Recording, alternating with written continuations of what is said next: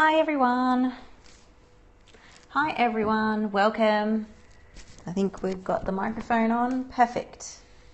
We'll just wait till everyone jumps on in and then we'll get started. So while we're waiting for everyone to jump on in and get started, let me know where you're from. Tell me who you are and where you're from. And if you do have any questions, I should get a pen to write stuff down. So we'll wait for everyone to come in while I get a pen, because just in case I need to take notes whilst people are talking to me. Hi Monster, welcome. And let me know if you can hear me properly and stuff, and then we'll get started. So, hi, welcome to the show. So let me know if you, like I said, you can hear me and everything's loud and clear. And yeah, all good here. Perfect. So we've got a few people jumping on board. Guys, if you know anybody that is going to want to know about artificial sweeteners and whether or not they should use them or not, make sure you share it with your friends, yeah? So just swipe right and then or up for an Android. How am I? I'm great. Yeah. So just swipe and share this Periscope segment with your friends, and then we'll jump straight into it. Okay. Well, I should introduce myself. My name is Gabrielle Maston. That's me, Gabrielle Maston from gabriellemaston.com. That's my Instagram handle, Recipe Warrior. I am periscoping today for Health Rewards. That's healthrewards.co.uk. Is stevia okay? Yeah, we'll get to that. So hang on to your questions. We're going to definitely talk about stevia. That's why I put it. I use stevia as well. Okay, so first off, should you be using artificial sweeteners? Well, that's a tough question. So I'm just going to break it down bit by bit. And I'm not going to go into the chemical composition of artificial sweeteners because I really don't think you guys out there need to know that, because it's really not that important. Okay, so the bottom line is, okay, so artificial sweeteners like, for example, Equal, what do they call it? The name just escaped my, phenylalanine and all those sort of things, okay, saccharins and stuff. Now, they were actually banned a long time ago. Good evening to you too.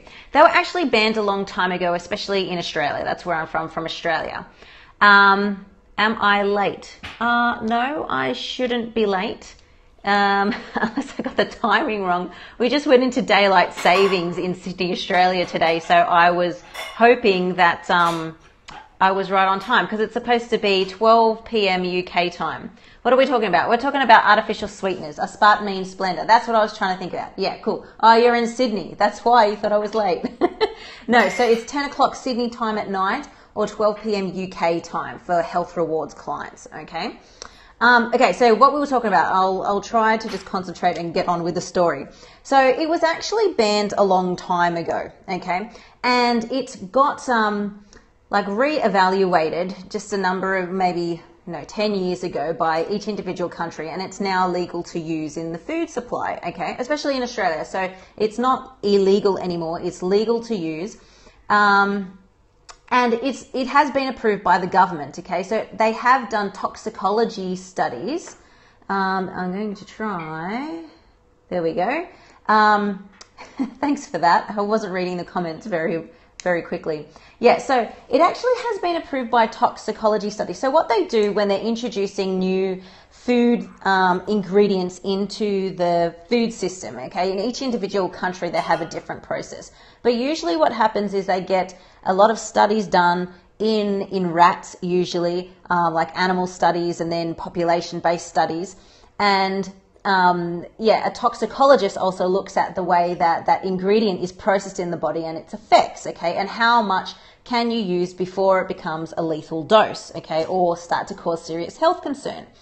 So they actually found that small uses of things like, your Equal and your sweeteners and all that sort of stuff don't actually have that greater impact as what they thought it did in the beginning. So, all those myths about it causing cancer and stuff is actually false. So the amount of those aspartame products you'd have to use to get cancer is actually a lot more than anyone could possibly eat in their entire lifespan. So the study that showed those products equal cancer was actually done in rats and not, I guess, a valid argument for why not to use it in humans, okay? So it has been evaluated and it is safe for use, okay? Now let's get on to the second part. Since then, there's been a lot of studies done on the research between using artificial sweeteners and our appetite. So a lot of studies have shown that people who use diet products tend to be more overweight and obese than people who don't, okay? So now we get to the argument between what came first, the chicken or the egg. What about insulin? Well, because artificial sweeteners don't contain any calories, any carbs or fats or proteins well, actually, yes, they do contain proteins, but they don't contain any carbs, it doesn't have any effect on insulin. And we'll get to that in a second because I'm going to talk about another study to do with diabetes and the use of it. Okay, so like I said, there was a lot of research done on artificial sweeteners and appetite, okay? So what they found was that it could potentially, so artificial sweeteners could potentially increase people's appetite, causing them to eat more, causing them to be more overweight and obese. Or the reverse could be true, that people who are overweight and obese just use diet products. So I guess they haven't really, ironed out all the kinks in those types of studies or come up with a real conclusion to it, okay? So that's one sort of thing that I always keep in mind when people ask me about artificial sweeteners. I go, well, because everybody's individual, right? I always ask them, well, how do you feel after drinking, let's say, a Diet Coke or a Diet Soda or something, those diet products with artificial sweeteners in them? If you tend to feel hungrier having those, then it's probably better off to just have the real deal or not having anything at all so that it doesn't ramp up your appetite, okay? But if you feel okay, well, then it might not be having that same effect, yeah? Because you can do studies and show what happens in a population base.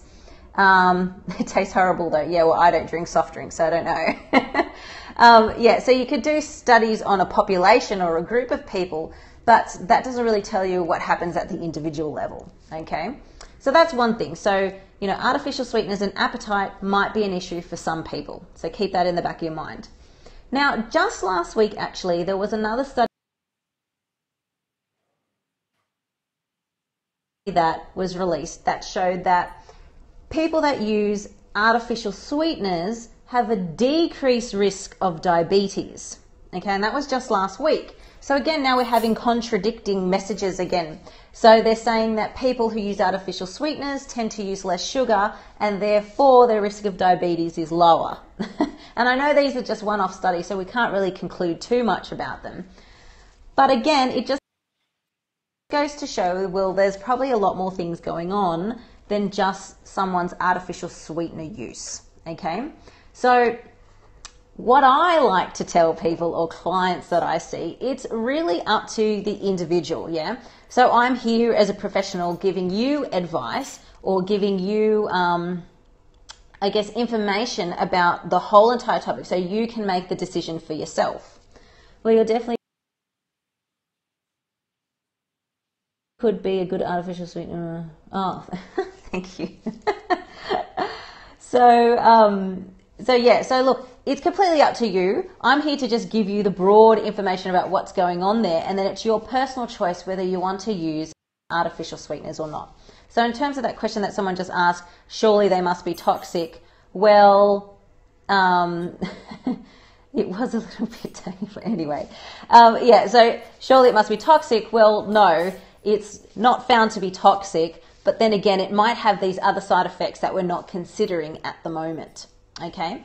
So I like to give people other alternatives. If you don't want to use artificial sweeteners, well, that's fine because there's plenty other options to doing healthy eating, yeah? Or sweetening things without using artificial sweeteners.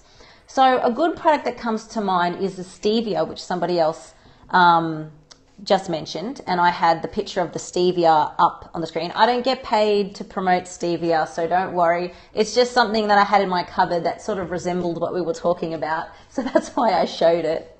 Oh, thank you. So if you want to use something that's sweet, stevia is a natural product. It comes from a plant. It's not toxic or anything, so you can use it if you want. Similarly, there's the other monk sugar is another one that's not as sweet though, that you can also use. But it is expensive, yes it is. So again, it's completely up to the individual. And yet, why not just have fruit? So that's my other argument too. If you're going to have something sweet, well, you know, sugar isn't inherently bad. It's how much sugar you have that's the issue. So for example, if you're going to bake a cake, or when I bake a cake, I'm going to use real sugar, right? So it just depends how much you use. So if you want to have something sweet, have a little bit of sugar. Don't be drinking copious amounts of soft drink and biscuits and cakes and lollies and stuff every single day, because obviously that's not good for your health. But if you were to use a little bit of sugar here and there, or you're eating a bit of birthday cake when it's your birthday, I don't see that as a big issue. So again, so that's my three things. So artificial sweeteners, the jury's still out on whether, you know, it can make you more overweight or obese, or even, you know, impact on diabetes risk or anything like that. But it's your personal choice. It has been approved as safe, so you can do it if you want. Otherwise, there's plenty of other alternatives to artificial sweeteners that you can choose from. Are you starting at 10 from now on? I'm starting at 10 Sydney, Australia time, but it's still 12 o'clock UK time for all the Health Rewards clients, okay? Or the Health Rewards followers. So I'm periscoping here for Health Rewards. Remember, healthrewards.co.uk, and they're a UK-based company. So that rewards you for doing good things for your health. Yeah, so it's 12 o'clock their time, 10 o'clock Sydney, Australia time. So any other questions before I end, or is that all okay? Any questions that you would like me to cover next week? I suppose if you guys give me things that you'd like to hear, it makes it a little bit easier to put things together for you. But yeah, well, I'll sum it up anyway while you're coming up with the answers. So I'm on every Monday. On the other days of the week, you do have another personal trainer, Nate, who's a really cool guy. And he talks about stuff to do with training. Can we talk about cardio? Yeah, we can talk about cardio next time. Or maybe you want to ask Nate. He's on tomorrow, and I think it's tomorrow and Thursday. Yeah, Tuesday and Thursday. Sorry, I had to think. Mind freeze. Anyway, thanks a lot. Thanks a lot, guys. Well, look, I'll see you next week, and I'll talk to you soon. Have a good night.